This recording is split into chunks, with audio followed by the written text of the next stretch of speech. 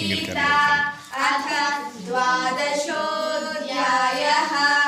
अर्जुन उवाच एवं सततयुक्ता ये भक्ताः स्वां पर्युपासते ये चाप्यक्षरमव्यक्तं तेषां के योगवित्तमाः।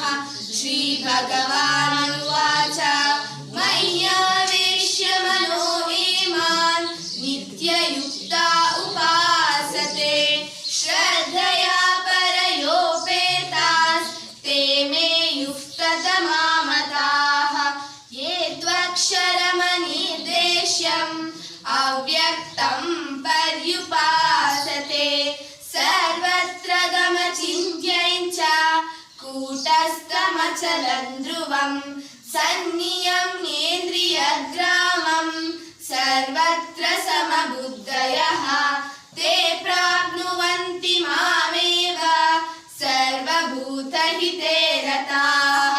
क्लेशोऽधिकतरस्तेषाम् अव्यक्तासक्तचेतसाम् अव्यक्ता हि गतिर्दुःखं देहवद्भिरवाप्यते।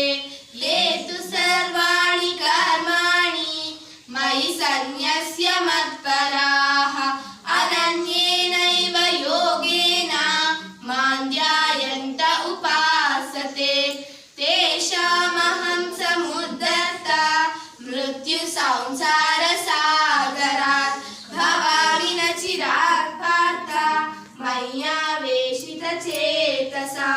मय्येव मन आदत्स्व मयि बुद्धिं निवेशय निवसिष्यसि मय्येव अथ ऊर्ध्वन्न संशयः।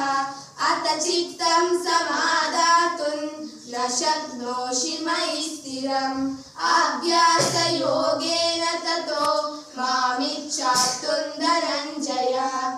अभ्यासेऽप्यसमर्थोऽसि मत्कर्म परमो भव मदर्थमपि कर्माणि कुर्वन् सिद्धिमवाप्स्यसि।